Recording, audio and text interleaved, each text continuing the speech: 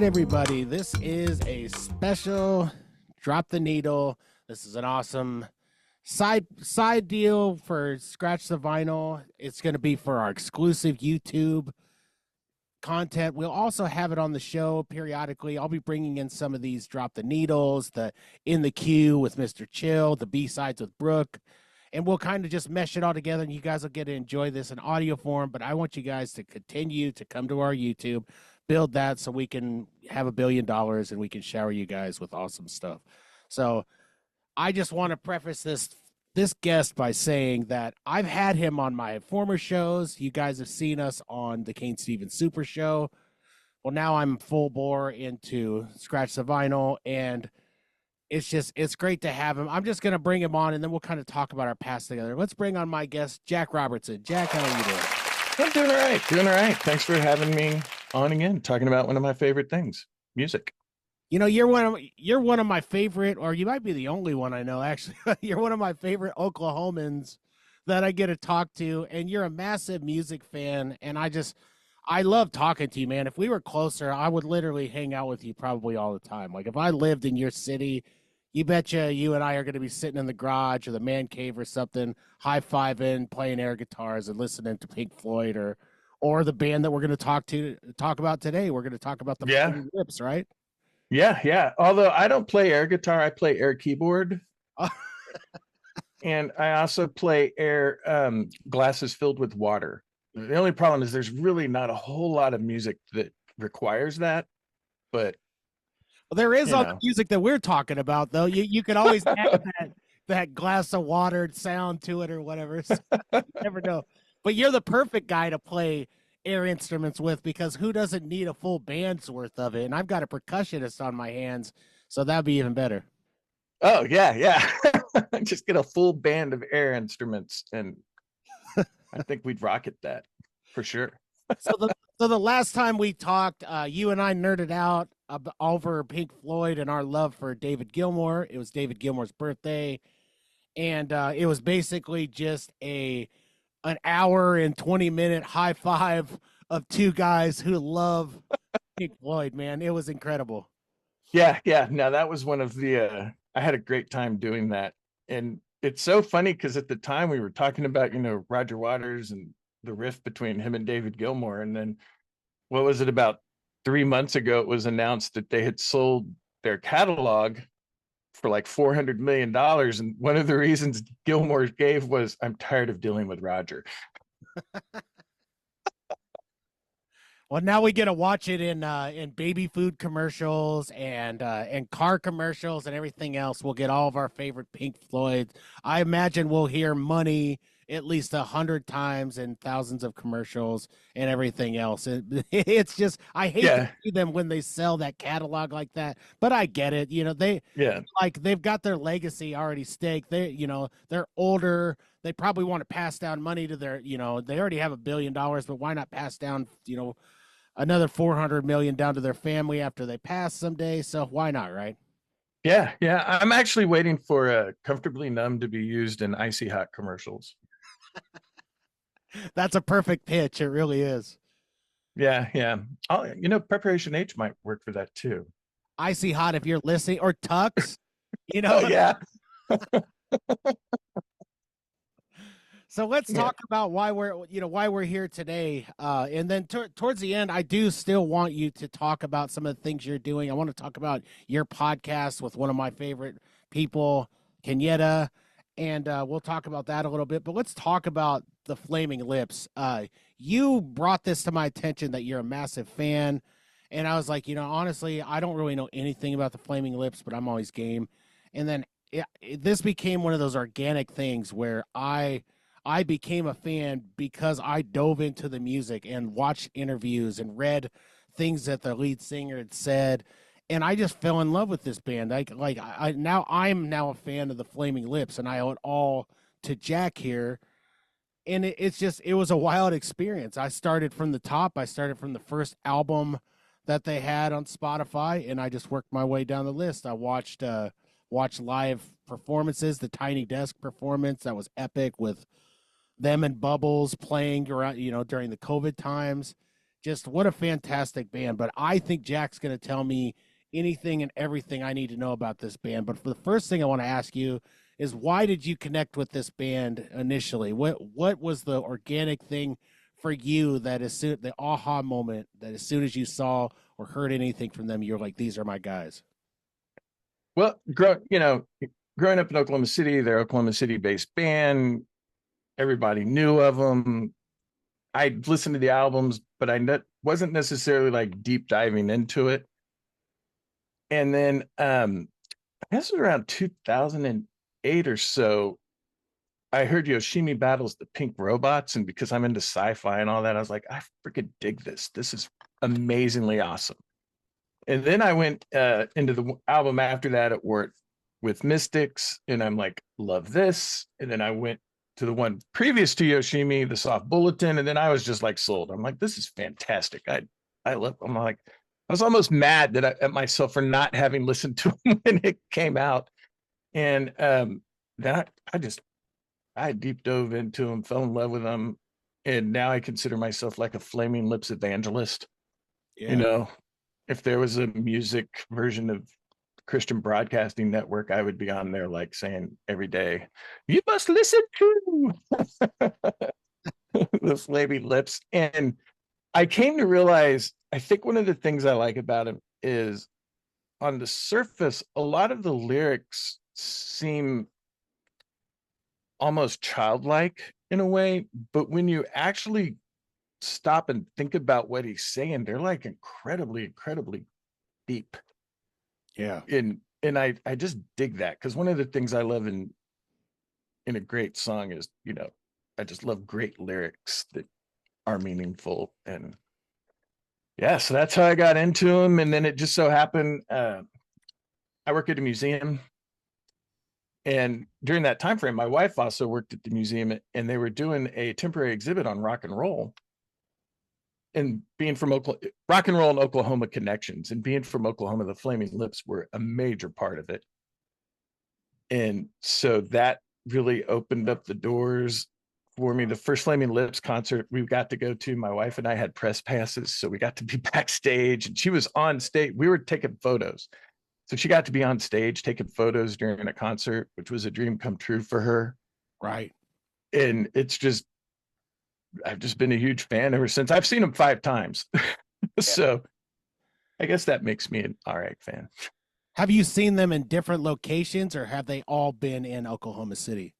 It was all in Oklahoma City. What they used to do, they would have their New Year's Eve Flaming Lips concert celebration. And so one of the reasons they did that was Wayne Coyne was like, it's so great to do that concert because when I'm done, I can just get in my car and drive home. Like, I don't have to go to a hotel. I just go home.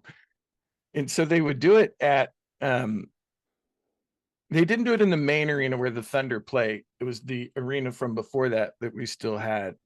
And so we would go there and listen to them, and it was just so much fun. And I don't know if this makes me a nut job, but my wife and I took our daughter when she was 9 or 10. That was her first concert. It was a Flaming Lips concert.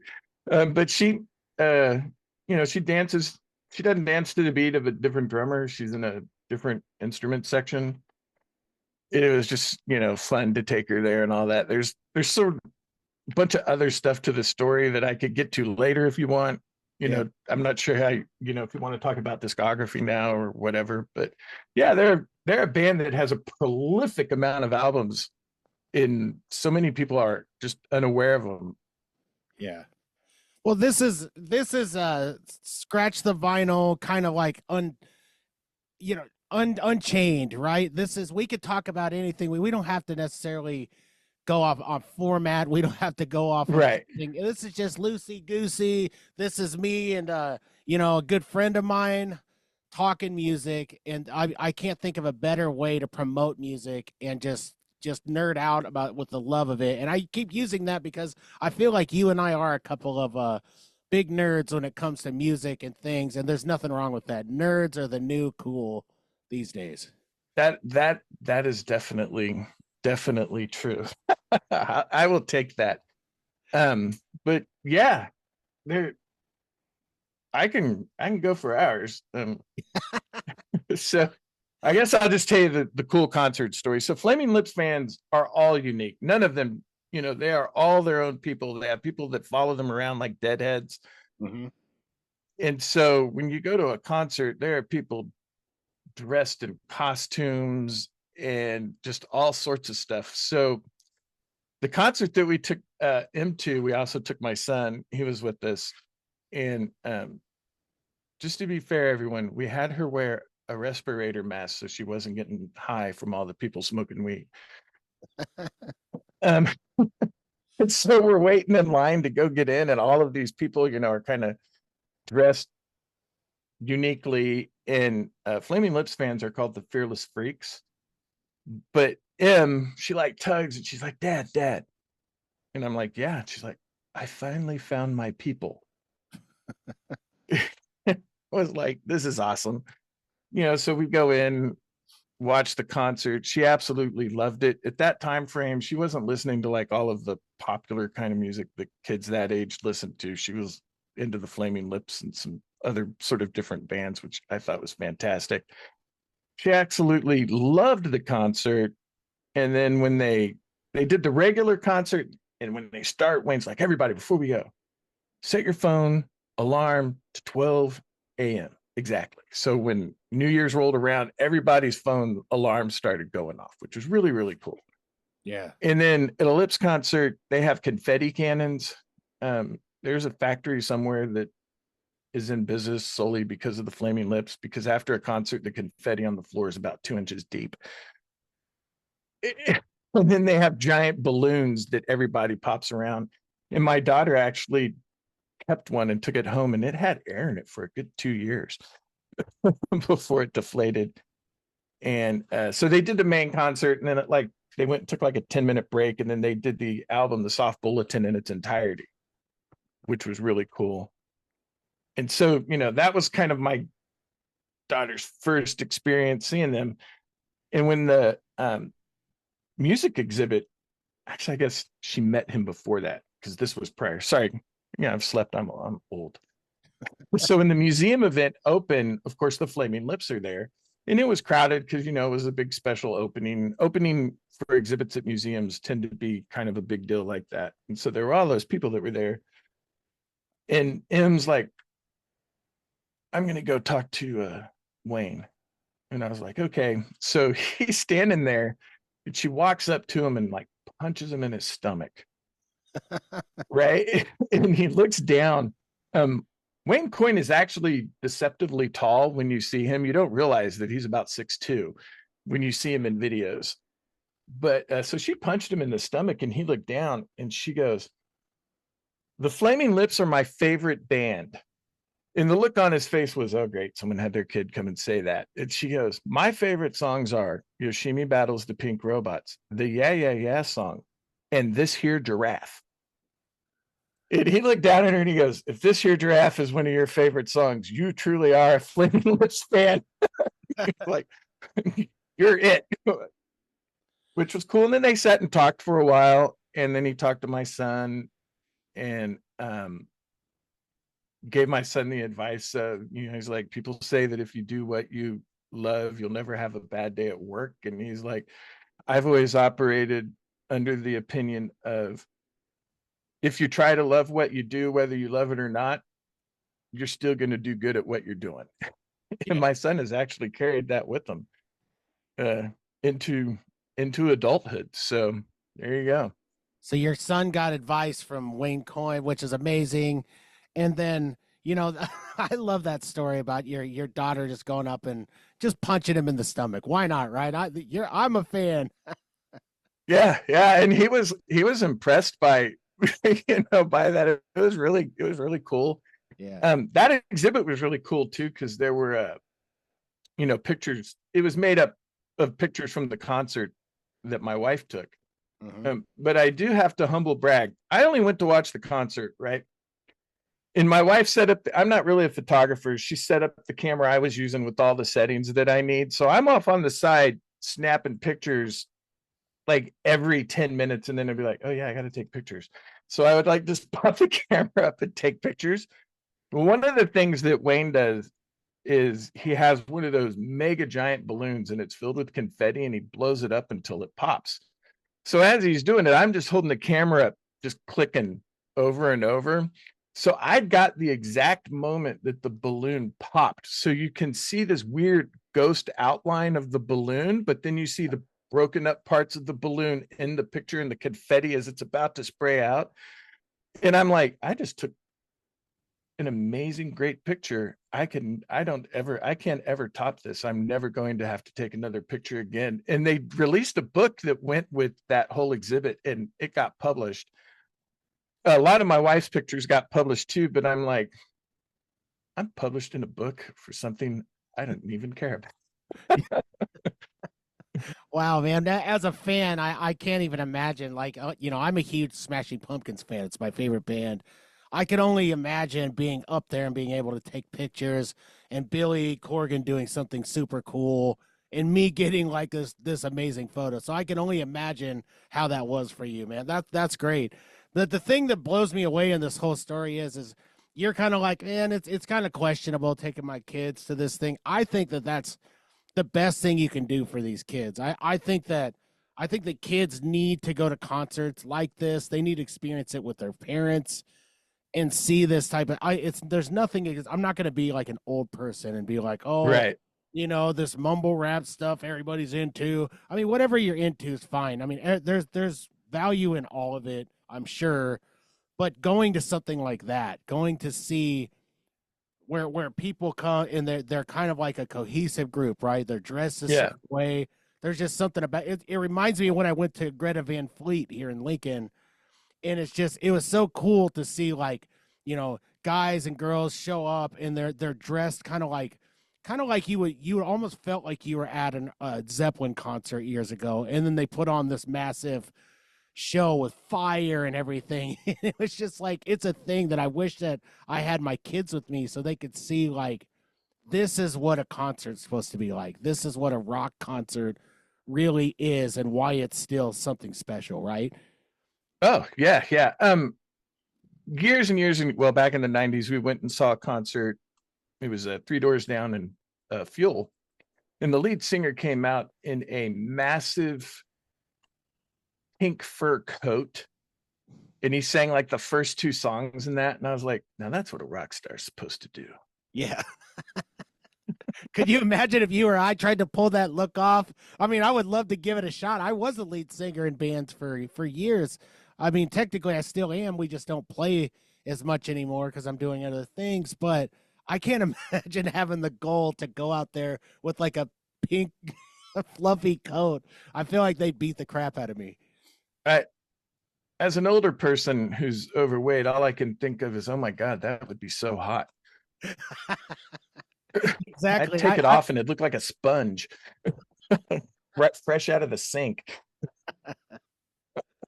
Oh man. Well, I want to talk to you about the thing about Flaming Lips is people tend to only know the one song, but they're not a one-hit wonder. I'm going spoiler alert, everybody. The Flaming Lips are not a one-hit wonder. They have so much to dig into, and if you start to dig into the catalog like I did, I had only heard the one song that I could remember. And let's talk about that song for a second, and then we'll kind of go over some of the catalog and why they're so amazing. But it's the song She Don't Use Jelly, right? Yeah, yeah. That was, I guess, 94-ish, something like that. It was a pretty big hit. I mean, they actually guest starred on Beverly Hills 90210 performing that song on that show. It was a big enough deal. Yeah. And that's the song everybody sort of knows them for. If you start talking, didn't they do that song about jelly? And it's like, yeah, they did. And you're like, it's a good song. I'm not saying it's a horrible song, but it's not one of their better songs, which is sort of the funny thing about that. And so, well, for me, it hits in the vein of like the presidents of the United States at that time, right? Right. Yeah. Yeah. Like Lump and the songs like those, that song fit in so perfect to the time that it made so much sense as to why it was a hit. But then when I go back and I listen to the rest of their catalog, I'm like, I can't believe all of these songs aren't massive everywhere, right? I mean, like like when I go through the first album, I'm just like, and that was in the 80s. I just couldn't believe that I'd never heard of anything else but that song. And I just felt like I did a disservice to myself and to people. I talk about music all the time now, and I know a lot, but I had no idea that this was like the sleeping band that I just was completely floored by once I started listening to them. Oh yeah, yeah. On here it is. That's the first album. My favorite song is "Love Your Brain," Mm-hmm. which I dig that song. It's a longer song. Um, and on once again, it kind of seems like, oh well, that's what it. But when you listen to the actual lyrics, they're really quite meaningful. You know, it's talking about how modern times are almost like which of course then was in the 80s, was almost like reading a Mad magazine. Yeah. You know, it's like, wow, I can't believe a Mad magazine is real. And Well, that's sort of in there. And it's just really a good song. Although it might have been on. well, No, I'm pretty they sure. did a Sure. they did a killer cover of "Summertime Blues" on there, like just a rocking cover of it, like I'd never heard it before. So I threw that on my covers playlist.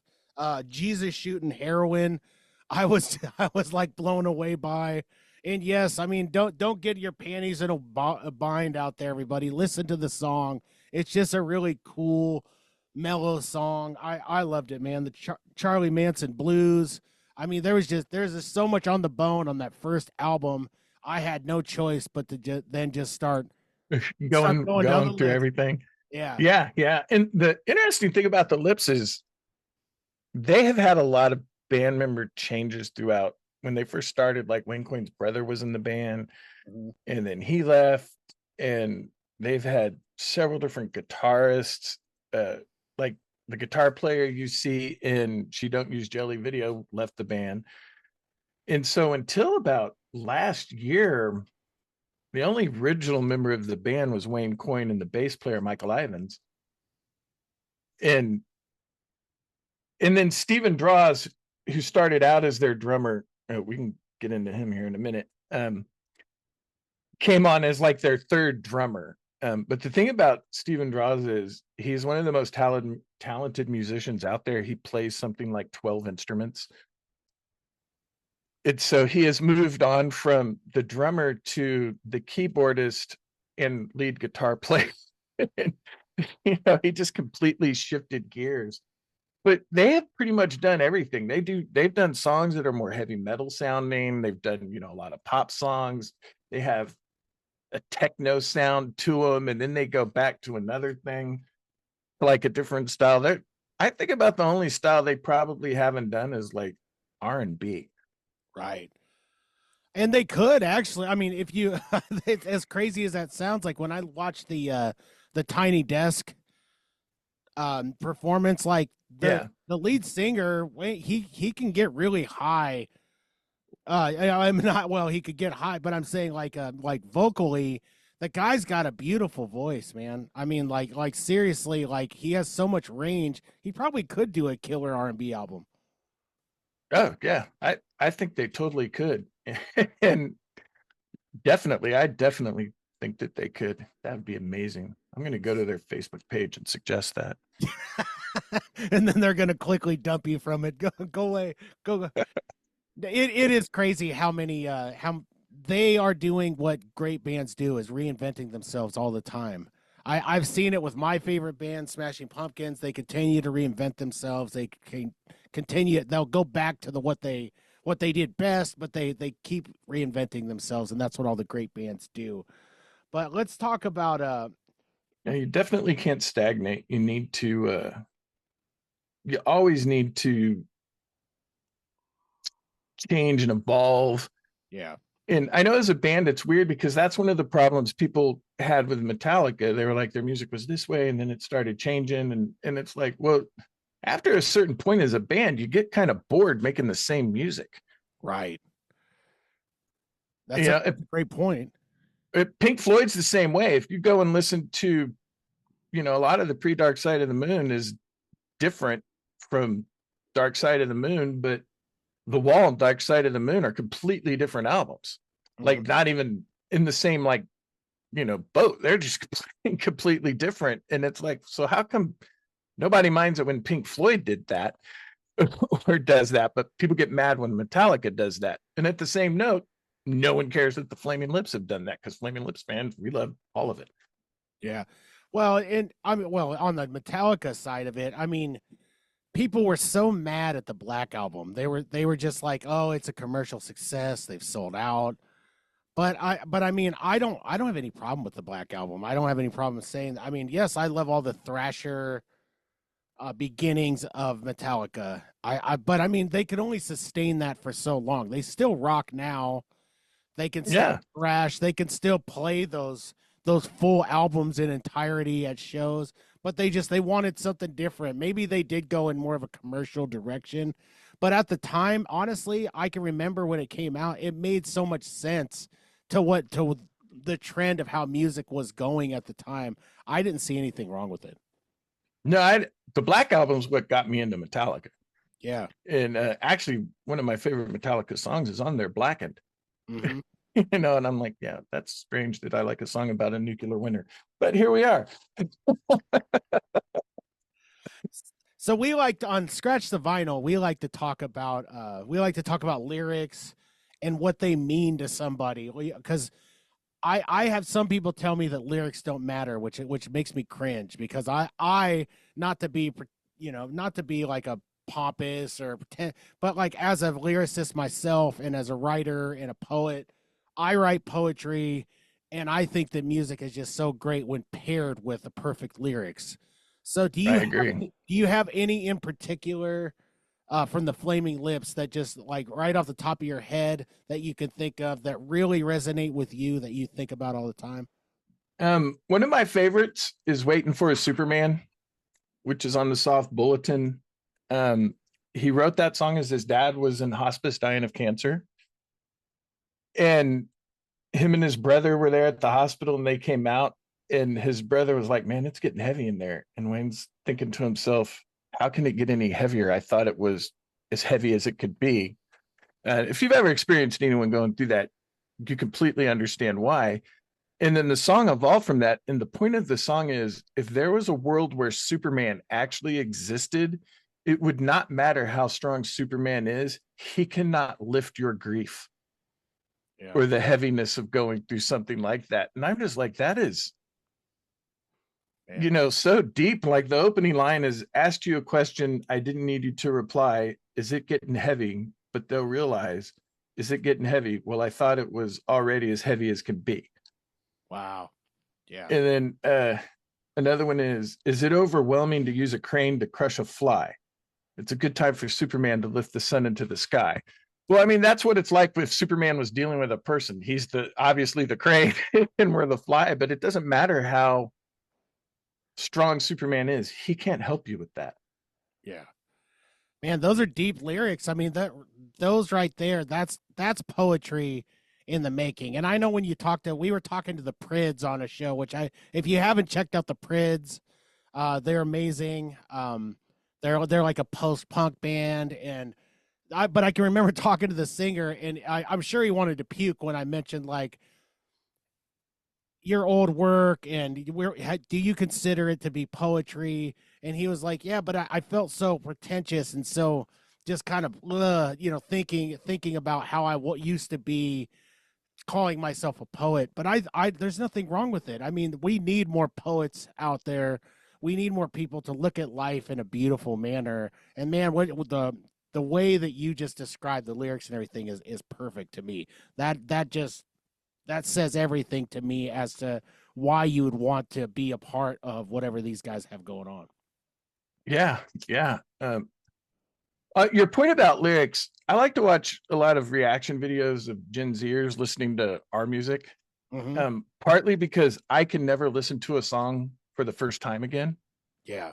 And I kind of enjoy watching people get to hear a song for the first time and seeing like how much they enjoy hearing that song. And it's like, yeah, you get it. And it is amazing how many Gen Zers are like, that's just not fair that we don't get this kind of music. Their music is so much better, the lyrics, and it's just like, yeah, you got that right, pal. It's, to tie into what you're saying. And yeah, lyrics are so, to me, are, yeah, there are good songs that the lyrics aren't necessarily as important, but to me, the lyrics just make the song. Well, and then you go on to like you go on to certain like Hardy, for example. Everybody likes Hardy all of a sudden, and he plays that blend of like hard rock mixed with country. But I listened to an interview with him, and he said him and a bunch of writers, because he's a writer in Nashville, sat down, and they literally will write all of the music, and then there's like he'll say the lyrics don't really matter. We just kind of like threw some stuff together, kind of threw in the old cliche pickup truck, and that, to me, that's what it sounds like all the time when I listen to like this bro country and all this. There's just nothing there. It's like an AI robot plugged it all in the pickup truck, your dog, your girlfriend, Yeah. you, but there's nothing there, nothing like the lyrics that you just read to me. Yeah. No, I agree. Sometimes you look at those AI songs and you're like, wow, I'm surprised that's not already out there. Yeah. But Have you ever yeah. tried that? I mean, I know you're not a musician, but have you ever tried some of the AIs? Like I got curious because I know some different producers that I talked to, and they told me that they've tried these different ones. And so I plugged in a few things, and it really is interesting what the AI comes out with. Like, all you have to do is prompt it. Yeah. I want a 90s style grunge song. I want it to be a love ballad about falling down. That's all you need, and it'll spit out a 3 minute and some song with, guitar solo and everything. But to me, that is killing the art of music, because these people are taking credit for all these like, oh man, I'm this great songwriter and I did it, and there's no one who can say I didn't do it. But then it's like, well, here's the instrument, here's a pen and paper, prove it to me. But they won't do that, and so it's hard Right. for me when I sit around for a month and a half trying to come up with the perfect lyrics for a song that I've been fumbling around with for a year, and Yeah. it means something to me. I don't know. How do you feel about that type of thing? Have you ever tried it? I've never tried doing a song on AI. This may sound dumb. The only AI crap that I've ever done is describe my Great Dane and then have them make him like a barbarian or a Jedi or a fighter pilot or David Gilmour, And that's all I ever do. It's always my Great Dane. And then whatever. I haven't tried writing a song. I should probably attempt that just to see what it would come up with. Do you play any instruments, or do you fumble around with anything? I don't play any instruments. A few years ago, I tried to learn to play the bagpipes. Yeah. You don't start out on the bagpipes. You start out on something called a practice chanter, Mm-hmm. for obvious reasons. Yeah. A practice chanter is basically the fingerboard and then the end where the sound would come out of a bagpipe, but the bag and all the drones are not there, and that's how you learn to play. The problem that I had was, from my brain to my fingers, the notes would go on a musical safari. Mm-hmm. And I would know, okay, I need to play a B, but my finger didn't necessarily do that. And after about 8 months, I just got incredibly frustrated that I wasn't advancing. And Yeah. so I just quit. At least I only was invested into the practice chanter and not, a full set of pipes, which are a good set of pipes are several $1,000s. But So you with the bagpipes and everything, you guys are like into like the Scottish Rite and all that type of stuff, right? yeah. Yeah. Yeah, I used to be the president of our local sort of Scottish club. We put festivals on and Burns Night and all of that. So yeah, when you go to a Scottish festival, you're going to experience something called phantom bagpipe syndrome, because they play the pipe so much for the next 3 days in the background of your brain, you just hear bagpipes, which I don't mind. But The only famous bagpiping that I can think of from me growing up as a music fan is watching Jonathan Davis from Korn go up yeah, there and make it. I don't know if you're a Korn fan like I am, but if you had to judge since you've heard a lot of bagpipes, if you had to judge bagpiping, how good is Jonathan Davis, especially on those first couple albums? He's not bad. He's not bad. I mean, yeah, I don't think he's horrible. Yeah. The coolest part is you guys wearing the kilt. Like I always wanted to be bold enough and to be cool enough to be able to wear a kilt and wear it all the time. Do you guys wear anything under there, or are you freeballing it the whole way? Well, Oklahoma is very windy, right?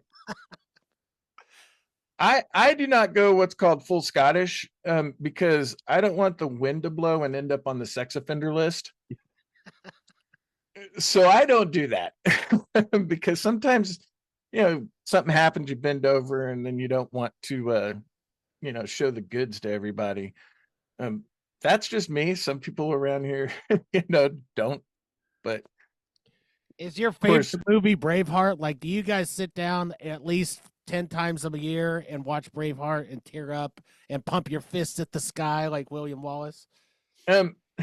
Braveheart used to be one of my favorite movies. And then as I learned more about history, I realized that Braveheart is more of a work of fiction than reality. Actually, Braveheart wasn't William Wallace. It was Robert the Bruce. Oh. That was actually Braveheart. They stole the name from Robert the Bruce. And I'm not saying William Wallace wasn't important to Scottish history. He's incredibly important to it. And he's what enabled Robert the Bruce to finally break free of England. Mm-hmm.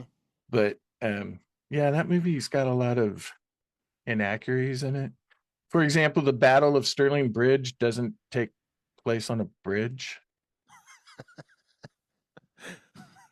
Well, it's like any Hollywood movie, right? I mean, they just kind of like pick and choose what they want, and then these kids who watch it and dummies like me, we watch it and go, "Oh, that's the actual history." But I'm not actually. I actually love history, so I then read about it, and then I do what I did with the Flaming Lips. I nerd out for hours and days, and I just start like trying to figure out what really happened. But it's sad when they do that to these movies. It is a great movie. It's kind of like. It holds a special place in my heart, and I don't even know why. Just like the movie Rudy does, right? Yeah. Like Rudy holds a special place. I've even teared up to watching Rudy and Braveheart. So I mean, I don't know. I don't know why those two come to mind as maybe it was just kind of similar at the time when it hit me or whatever. But I can't say this about it. I mean, this is a music show.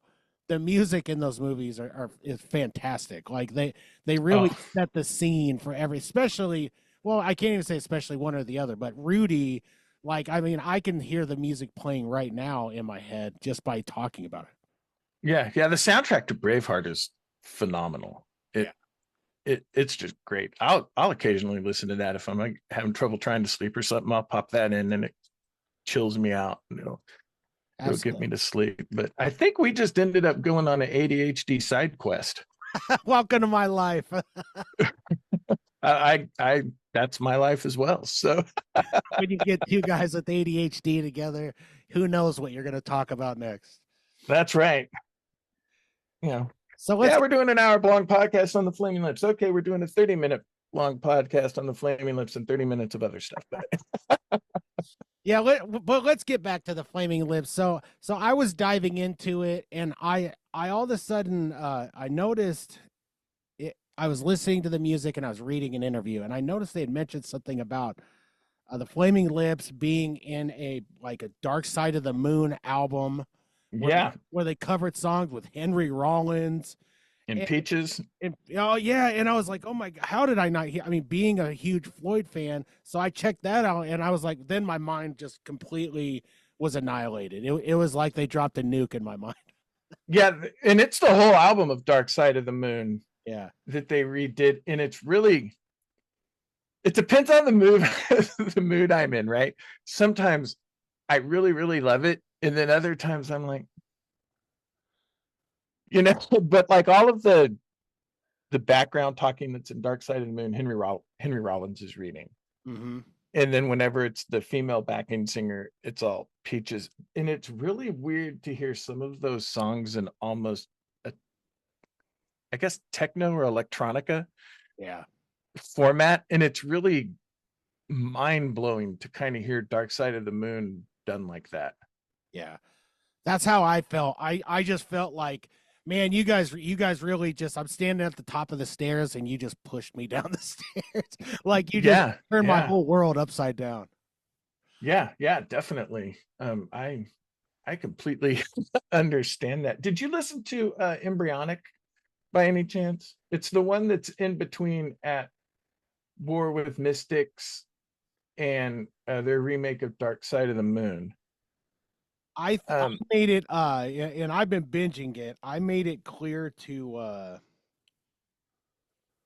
let's see. Yes, I did listen to that. I got clear to like 2008. No, it was that it's past. Embryonic was 2009. I made it to the Terror, which was Okay, yeah, 2013 so far, and I'm going to continue until I make it all the way to the top. yeah. The Terror is kind of about his divorce from his wife in Mhm. certain aspects, and I don't know where it is at that same time frame. The Flaming Lips actually made a song that's 24 hours long. Oh wow. I've never listened to it because I just never have. I feel like that's a long commitment. I don't know why I never have. But Embryonic is, it's really weird because it's an experimental album in a sense of what if you use the distortion when crap isn't tuned correctly as an instrument. Yeah. And that's just totally different. The Lips have never been afraid to experiment. Their album Zarika was designed that you would get 4 portable CD players, line them up, sit in the middle of it, push play on all 4 of them at the time, but it would tell you the order to play it in, so you could go play one, play that, because they were each like 3 seconds behind. And then the idea was, as the 4 CDs were playing and you're in the center of it, you get in this weird immersive uh like portal listening to that music. And I'm like, who the hell would ever think of that? Yeah. Yeah, that I mean that's experiment at its finest. I mean that's it's just like as a guitar player, taking those guitar pedals and plugging that microphone into a boatload of them and getting all that crazy delay and all those distorted sounds and just making sound with it. It's such a beautiful part of music that just kind of sets you. These are the people that are the true thinkers. They're the ones they're experimenting. They're not just going to settle for, we'll play these 4 chords. We'll kind of get through it. And there's nothing wrong with that. There's a place for those type of bands. I've got a whole catalog of it. Yeah, yeah.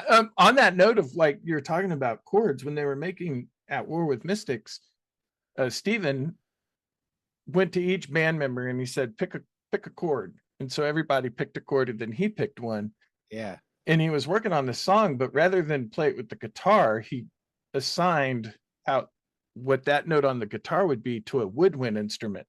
Oh wow. So when the song starts out, you hear all the woodwind instruments, but they were initially supposed to be on his guitar. He just swapped the instrument and which one worked best with which one. And I'm like, that's kind of a cool process to go through.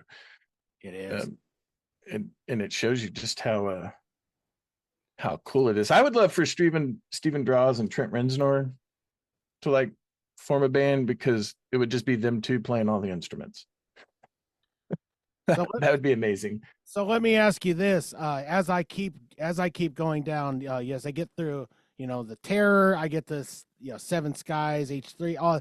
What am I going to be looking forward to here going forward with all of this stuff? What am I going to see from here on? The beginning was kind of like they're honestly almost like a psychedelic punk band at the beginning. Is Yeah. how I kind of felt.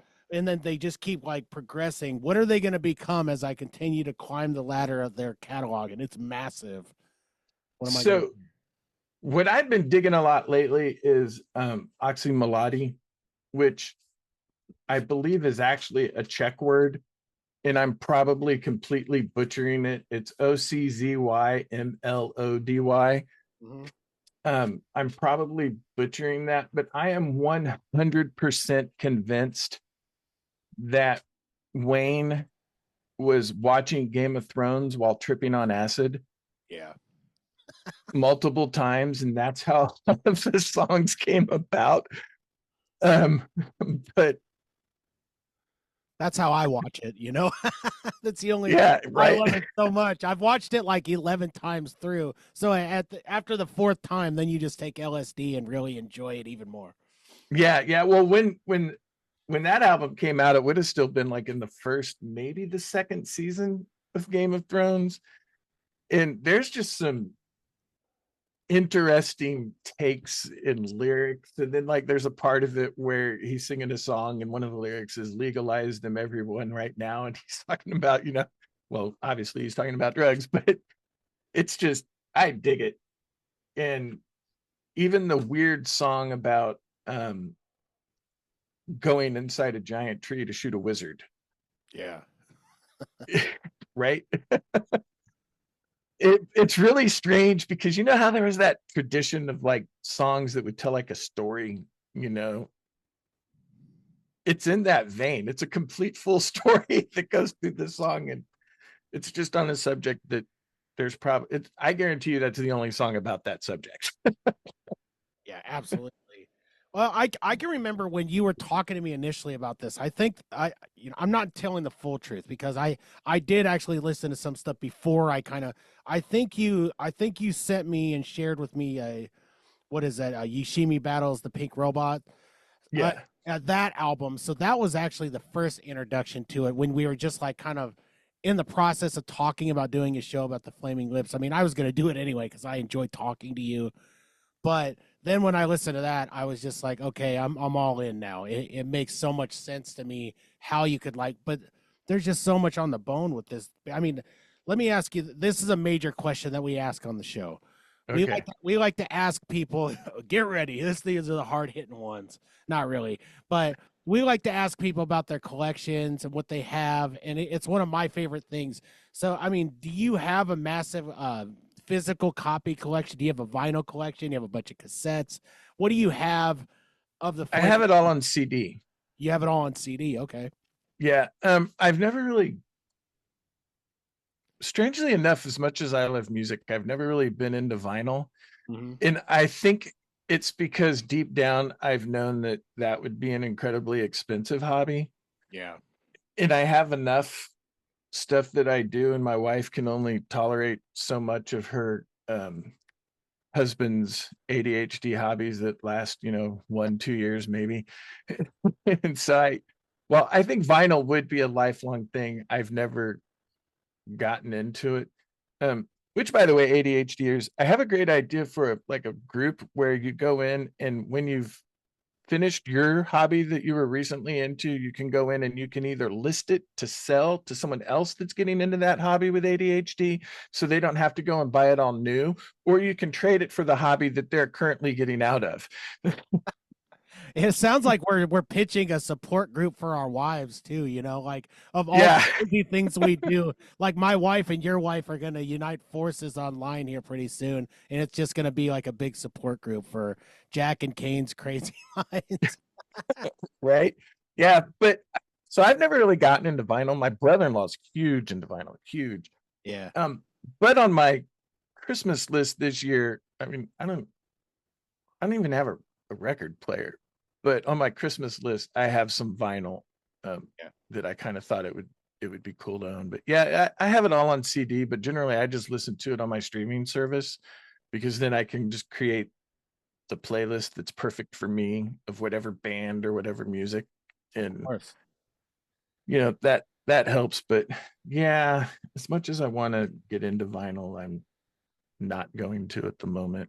Well, I had to pump the brakes on it because I mean, before I had heart issues, I had so many more albums. I mean, I still have hundreds and hundreds of albums, but I mean, I sold a massive amount just to kind of like, I didn't even know if I was going to be around at that time. So I'm like, Right. I got to dump the heavy stuff. And so I've acquired a lot more, and I go to estate sales. I like to do it that way, where I go to an estate sale or a thrift store, and I shoot them the 1,000-yard stare when I see somebody coming in for it also, and I like, because I know Right. I want to get it, I want to get grandma's polka albums before they do. So Right. that's how you got to do it. At Christmas time, I always go to thrift stores and try to find the craziest albums from like the 40s, 50s, early 60s, and I'll buy one that's just I know is just really weird and give it to my brother-in-law at Christmas. Like Burl Ives' greatest hits and stuff like that. Yeah. Oh, even worse. Like some of those from like you find a Christian album from 1963 and the title and the hair and the wardrobe, and it's like, oh, I know that's going to be bad. He definitely needs to have that. The coolest one I found at a thrift store was I found the Singing Nun. I don't know if you remember that whole deal, but there's this singing nun that I guess was famous back in like the, I don't know, 60s or 70s, and she had like a big hit, and it's like, but the album's just really cool, and it has a bunch of art that she did inside it also. So I hit like the thrift store motherload because it had like everything. It wasn't scratched up. I think it was probably because people thought it was just like a regular religious album, but man, Right. it turned into one of my favorite vinyls. And those are the type of things that I just really enjoy. I wonder if your brother-in-law has that one in his the Singing Nun. You'll have to ask him sometime. I will check with him the next time we talk. Yeah, I'll definitely. How many do you think he has, if you had to guess? I would have to, at a bare minimum, 1,000. Oh wow, I'd love to be at his house and look at him. Well, if you take the cube kind of thing that's behind you where you have your albums stored, he has 6 of those. They're 3 squares wide and then 3 tall. Mm-hmm. And he has like 6 of those full, and then he has another 2 that are 5 tall. Yeah. Wow. And like he's got them on top now with like, stuck up there, and it because he doesn't have any other room, but to get another one. So I'm not sure how many go in each square. Yeah. But I have to assume that that's got to be at least 1,000. Yeah.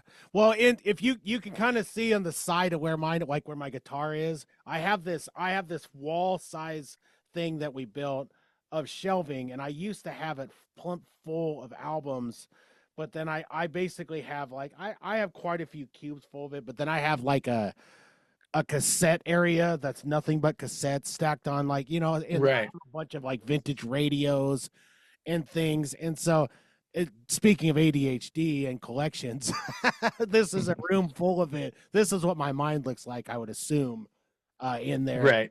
But no, man, I would love to see what you had sometime. It sounds like you have a bunch of CDs. You don't really have cassettes anymore. No, I don't remember what I ended up doing with them. I just got tired of like having them in a box and moving them, and then them just being in a box and then moving them. And so I kind of younger me got rid of them. Current me wouldn't, right? But younger me did. And I think I have a few that I've kept over the years. I have a few albums that I've kept over the years, like just this will show you how old I am. The first record that I ever got, I used from saving my allowance, and it was Jerry Reed's soundtrack to Smokey and the Bandit. Oh wow. Which I have that album. Yeah. Well, it sounds like you consume music like I do. I fully embraced the streaming world.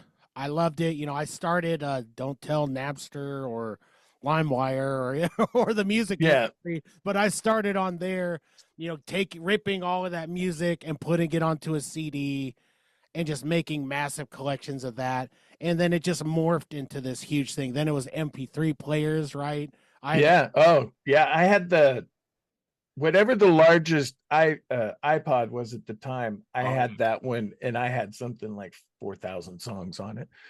And one thing I want to say though, while we're talking about this, never ever, if you're listening, be embarrassed about the music that you like. It doesn't matter what it is. You can like music across every single genre. And I know sometimes people are like, you like that? It doesn't matter. Tell them to kiss your butt. I love Neil Diamond. Yeah. And as a matter, I have a playlist that I just sort of go and randomly put stuff on. And so I went from 9 Inch Nails Closer, and then the very next song was a Neil Diamond song about love making right after that. And I didn't realize that that was the case. And my wife and I were listening to the first time, and she just busted out laughing about how funny that was. And she's all, "Did you do that on purpose?" And I'm like, "No, I wish I had." But yeah, never be afraid about, don't be embarrassed or whatever. A good song is a good song. It doesn't matter who wrote it, who sang it, what genre it is. A good song is a good song. It is, and that's, I know that we got off tangent. I know that we didn't dive in. So what I think we need to do, Jack, is this always happens with us. I think we need to schedule a part 2. I think I just have you on Drop the Needle all the time. Yeah, I'm down with that.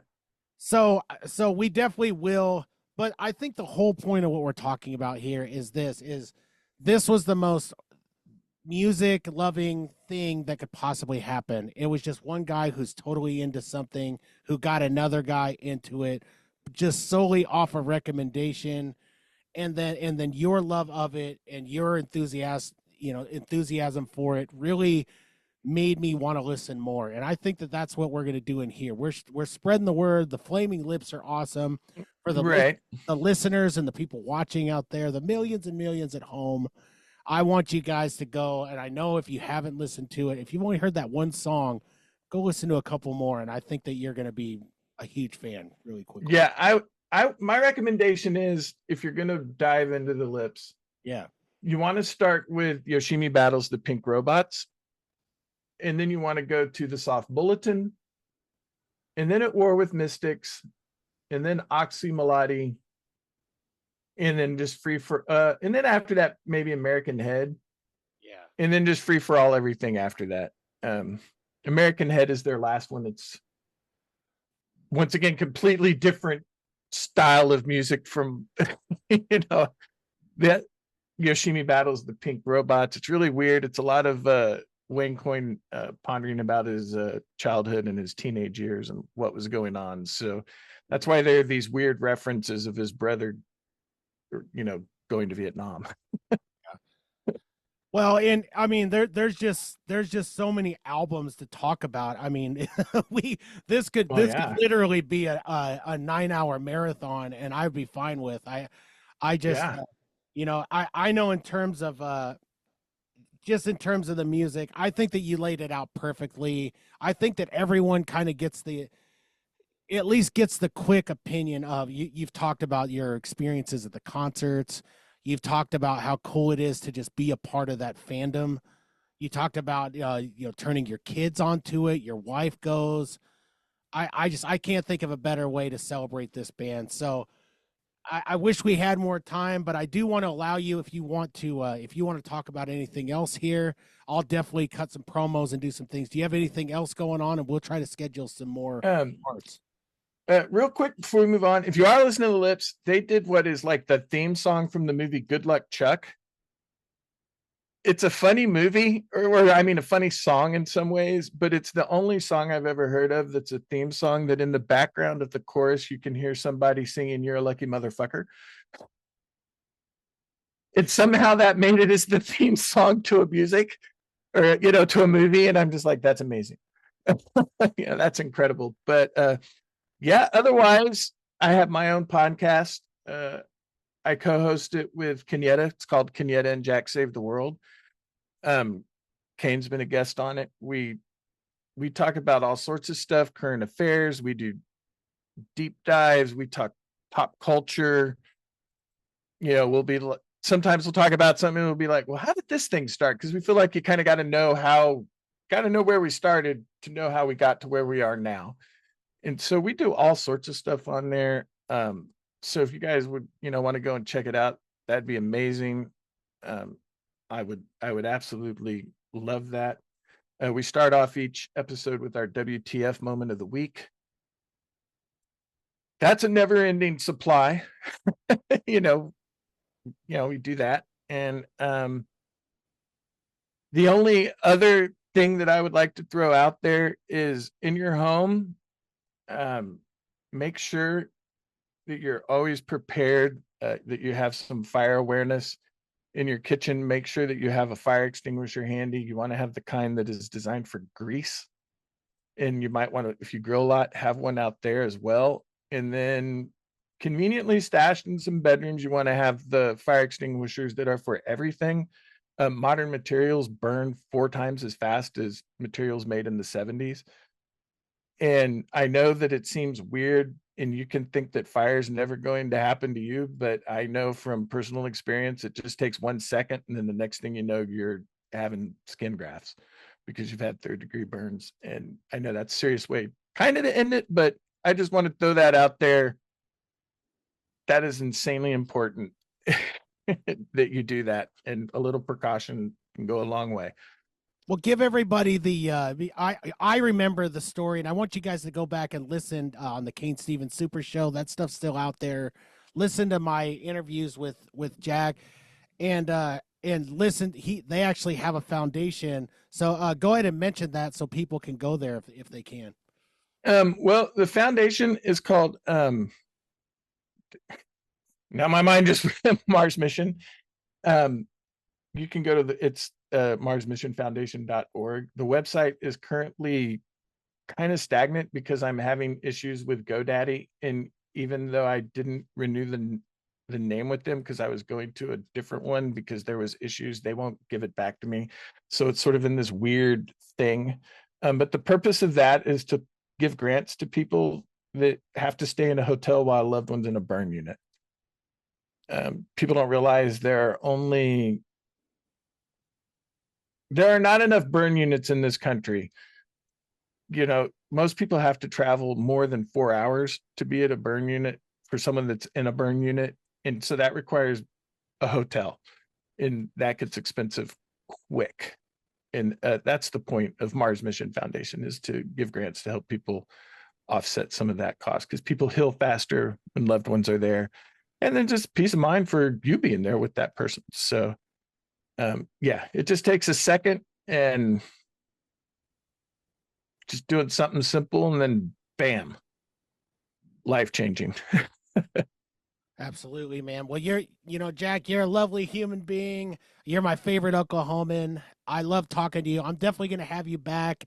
I'd like to get you on the full show. I'm sure once the other hosts see this interview, they're going to be like, we got to get this guy. This guy could be the 5th Beatle on the show. You know what I mean? This guy, knowledge, he loves it like we do.